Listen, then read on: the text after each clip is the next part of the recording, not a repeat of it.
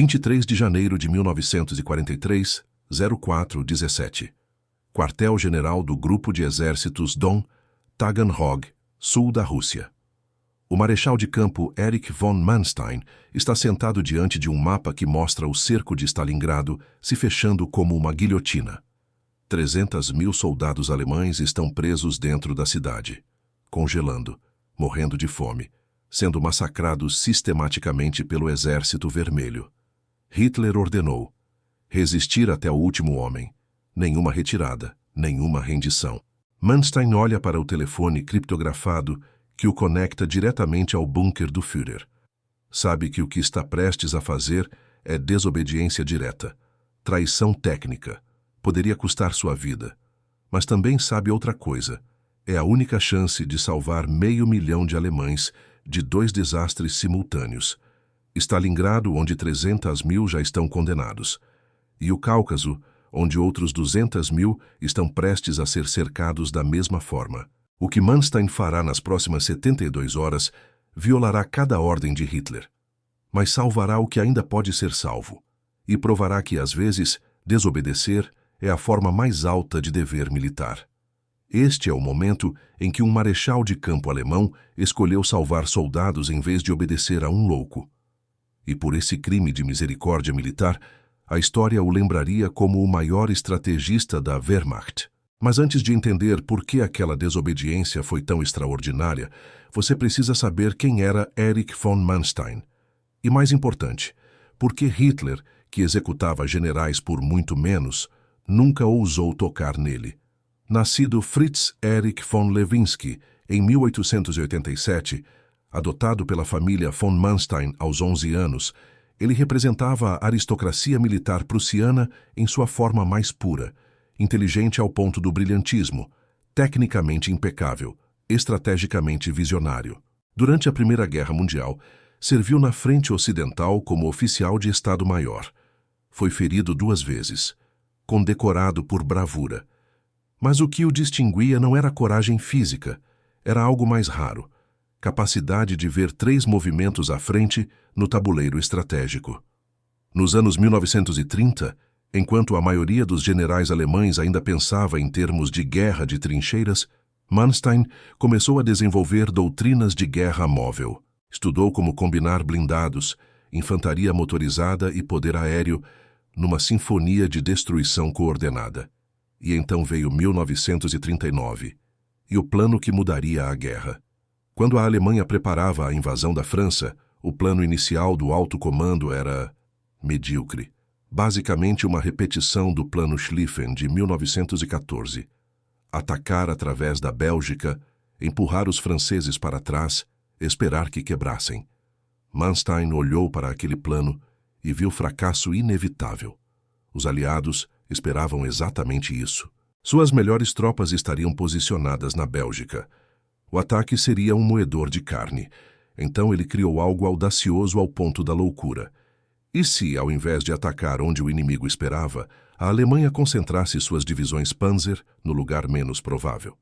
As Ardenas, uma região montanhosa, densamente florestada, que todos os especialistas militares consideravam intransitável para blindados. O plano de Manstein era simples em conceito, diabólico em execução. Enquanto os aliados corriam para a Bélgica para enfrentar o que pareceria ser o ataque principal, 7 divisões Panzer atravessariam as Ardenas em 3 dias, romperiam em Sedan e cortariam todas as forças franco-britânicas no norte. Um golpe de foice. Sichelschnitt. O alto comando alemão rejeitou o plano como fantasioso. Impossível. Manstein foi transferido para um comando menor na Polônia para tirá-lo de circulação. Mas um jovem oficial levou o plano diretamente a Hitler. Hitler leu e teve um dos raros momentos de brilhantismo tático de sua vida. Reconheceu genialidade quando havia. Em 10 de maio de 1940, as divisões Panzer entraram nas Ardenas. Em 13 de maio, romperam em Sedan. Em 20 de maio, alcançaram o Canal da Mancha. Em 6 de junho, a França estava quebrada. Foi a campanha militar mais brilhante dos últimos 100 anos, e Manstein havia sido o arquiteto, mas isso criou um problema para Hitler. Manstein agora tinha prestígio demais, reputação demais, genialidade reconhecida demais. Você não pode simplesmente executar o homem que conquistou a França, mesmo quando ele desobedece. Em junho de 1941, quando a Alemanha invadiu a União Soviética, Manstein comandava o 56º Corpo Panzer, no Grupo de Exércitos Norte. Seus tanques avançaram 300 quilômetros em 4 dias, capturaram pontes intactas sobre o rio Dwina. Chegaram aos subúrbios de Leningrado. Era Blitzkrieg em sua forma mais perfeita. Mas Manstein percebia algo que Hitler se recusava a aceitar. A Rússia era vasta demais. As distâncias consumiam homens, máquinas e tempo. Os soviéticos não colapsavam como os franceses. Recuavam, reagrupavam, contra-atacavam. E Hitler, ao invés de concentrar forças num objetivo decisivo, dispersava exércitos em múltiplas direções. Leningrado, Moscou, Kiev, Cáucaso, everywhere and nowhere. Em setembro de 1942, Manstein foi promovido a marechal de campo e recebeu comando do 11º Exército na Crimeia. Sua missão, capturar Sebastopol, a fortaleza naval soviética. O cerco durou 8 meses. Foi brutal. Mas Manstein usou artilharia massiva, incluindo a maior arma já construída, o canhão ferroviário Dora de 800 mm, e táticas de infiltração meticulosas.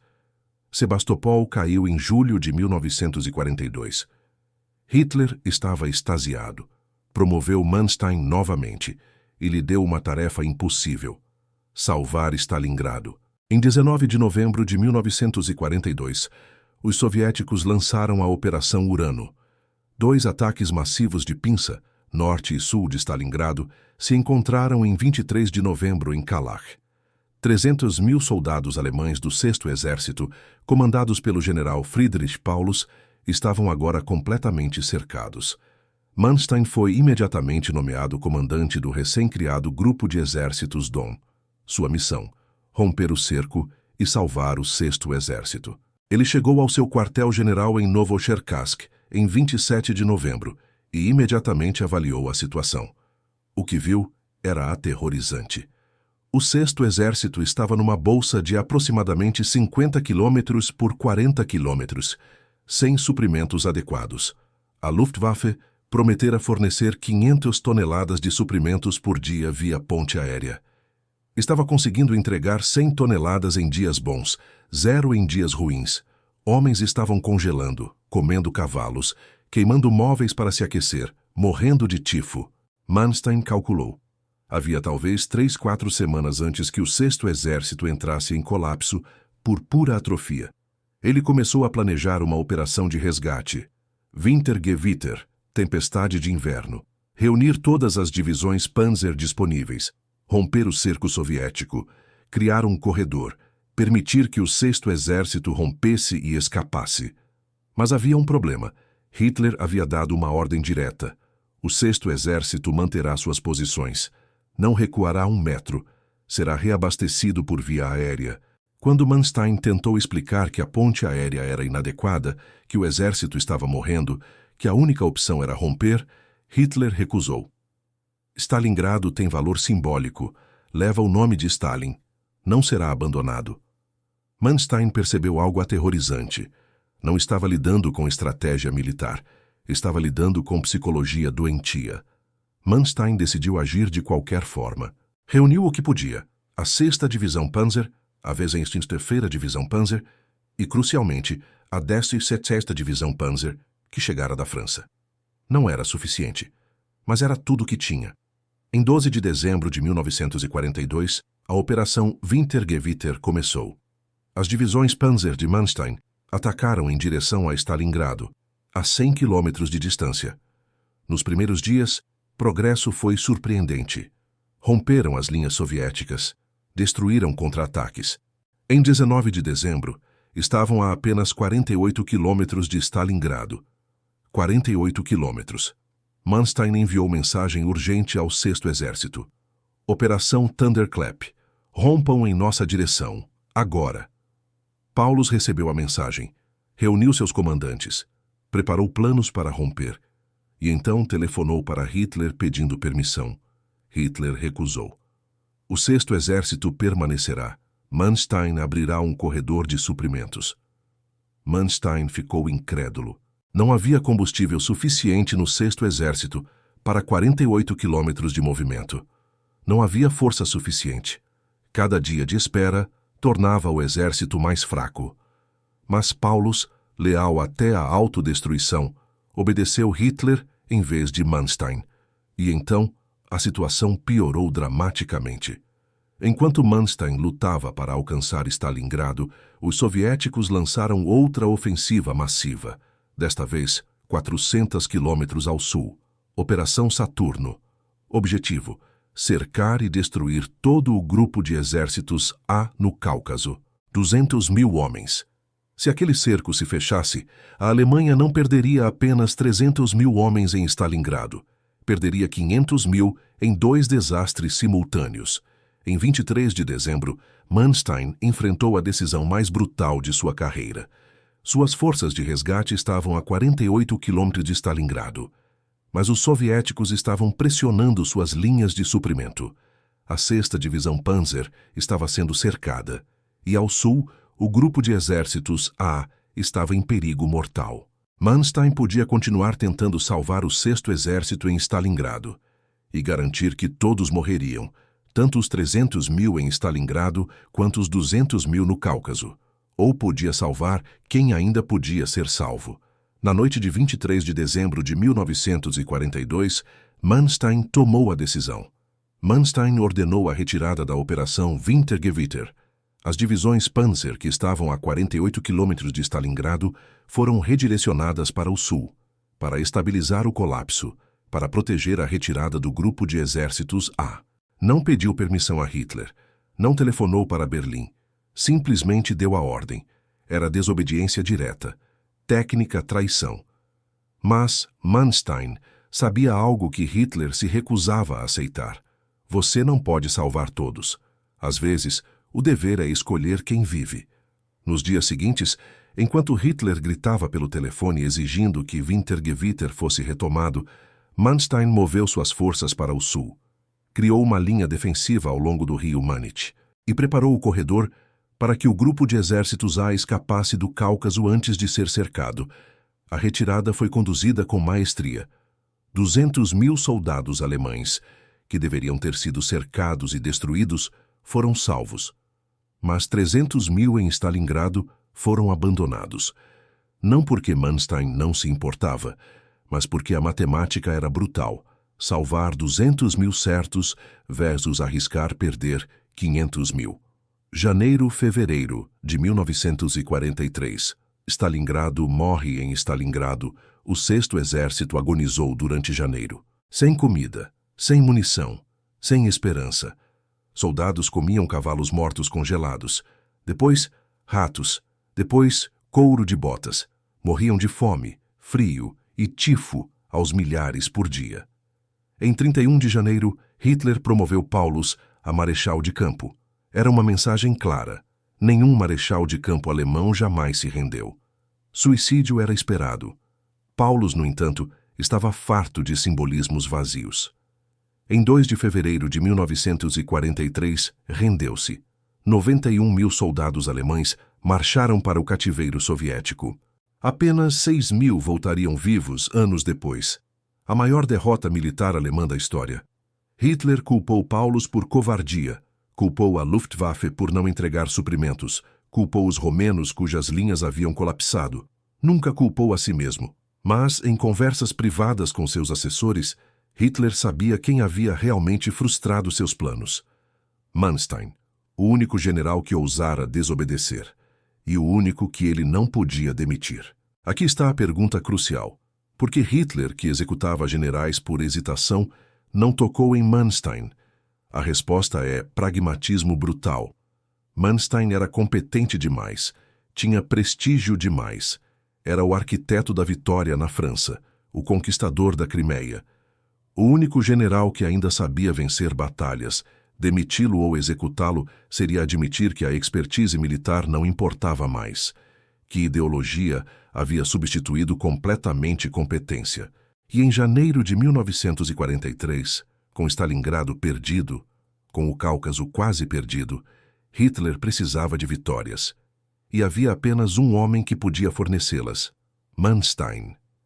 Então Hitler engoliu a desobediência, fingiu que não havia acontecido e manteve Manstein no comando.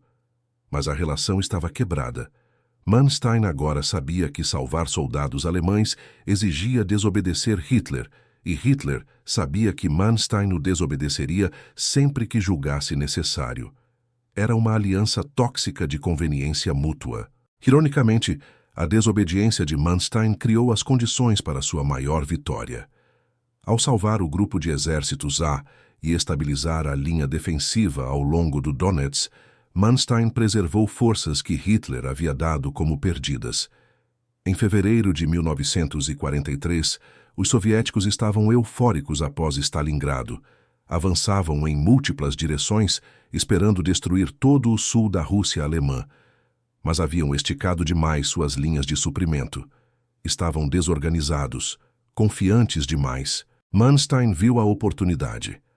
Entre 20 de fevereiro e 18 de março de 1943, conduziu uma série de contra-ataques que se tornaria conhecida como a Terceira Batalha de Kharkov. Usando as forças que havia salvo do Cáucaso, combinadas com divisões SS Panzer frescas, Manstein executou uma manobra de pinça perfeita. Atraiu forças soviéticas para uma bolsa, cercou-as, destruiu-as, recapturou Kharkov, recapturou Belgorod, estabilizou completamente a frente oriental. Foi a última grande vitória alemã da guerra. E só foi possível porque Manstein havia desobedecido Hitler em dezembro, salvando as forças que agora permitiam o contra-ataque. Hitler, claro, creditou a vitória à sua própria liderança firme. Mas todos os generais sabiam a verdade. Manstein havia salvo 200.000 homens em dezembro, e depois usou essas forças para vencer em março. A desobediência havia se provado estrategicamente correta. Julho de 1943, Kursk e o fim. Mas a relação entre Hitler e Manstein estava envenenada além do reparo. Em julho de 1943, quando a Alemanha lançou a Operação Cidadela, a gigantesca ofensiva de Kursk, Manstein comandava o ataque sul. Ele havia argumentado contra a ofensiva. Muito previsível. Muito tarde. Os soviéticos teriam tempo para fortificar. Hitler ignorou. A Batalha de Kursk se tornou o maior confronto de tanques da história, e um desastre alemão, exatamente como Manstein previra. Após Kursk, Manstein defendeu uma estratégia de defesa móvel: recuar taticamente, atrair os soviéticos, contra-atacar quando eles se esticassem demais. Hitler recusou. Nem um passo atrás. Entre agosto de 1943 e março de 1944, Manstein lutou uma ação de retaguarda brilhante, infligindo perdas massivas aos soviéticos enquanto preservava suas próprias forças. Mas cada vez que precisava de liberdade tática, Hitler interferia, proibia retiradas, exigia contra-ataques impossíveis, desperdiçava forças em objetivos simbólicos sem valor. Em fevereiro de 1944, 2 divisões alemãs foram cercadas em Cherkassy. Manstein queria que rompessem imediatamente. Hitler ordenou que mantivessem a posição. Quando finalmente permitiu a ruptura, 50.000 homens foram perdidos desnecessariamente. Manstein explodiu. Em reunião com Hitler, disse que a interferência constante estava destruindo o exército, que decisões táticas deviam ser deixadas para comandantes de campo, que ideologia não vencia batalhas. Hitler ouviu em silêncio. Em 30 de março de 1944, convocou Manstein, agradeceu seus serviços e o demitiu. Oficialmente, licença médica para recuperar a saúde. Realmente, eliminação de um general que se recusava a obedecer ordens suicidas. As consequências da desobediência. Manstein passou o resto da guerra em sua propriedade. O maior estrategista da Wehrmacht, afastado enquanto a Alemanha colapsava. Seu substituto no grupo de exércitos sul foi Walter Model, competente, mas sem a genialidade de Manstein, e, crucialmente, mais disposto a obedecer Hitler. Entre abril de 1944 e maio de 1945, a Frente Oriental Alemã desmoronou. Operação Bagration, em junho de 1944, destruiu o Grupo de Exércitos Centro. A ofensiva Vistula-Oder, em janeiro de 1945, alcançou Berlim. Generais que substituíram Manstein não tinham sua habilidade de extrair vitórias de situações impossíveis. Mais importante, não tinham sua disposição de desobedecer quando necessário. Manstein sobreviveu à guerra. Foi capturado por britânicos em agosto de 1945. Julgado por crimes de guerra em 1949, primariamente por não ter impedido atrocidades cometidas por unidades sob seu comando. Foi condenado a 18 anos. Libertado em 1953 por problemas de saúde. Passou seus últimos anos escrevendo memórias, Verlorene Siege, Vitórias Perdidas, onde defendeu suas decisões militares e criticou a interferência de Hitler. Morreu em 1973, aos 85 anos. Até o fim, manteve que havia feito o correto em dezembro de 1942. Salvar 200.000 homens que podiam ser salvos, mesmo que significasse abandonar 300.000 que não podiam. O custo da obediência. Mas aqui está a questão que assombra essa história. E se Paulus tivesse desobedecido também? Em 19 de dezembro de 1942, quando Manstein estava a 48 quilômetros, e se Paulus tivesse ignorado Hitler e ordenado a ruptura? Não todos os 300.000 teriam sobrevivido. Provavelmente 100.000, 150.000 no máximo. Os fracos, feridos e doentes teriam ficado para trás. Mas 150.000 homens salvos, 150.000 soldados que não morreram de fome e frio em Stalingrado, que não marcharam para campos de prisioneiros soviéticos onde a maioria morreu. Paulus escolheu obedecer, e 300.000 pagaram o preço.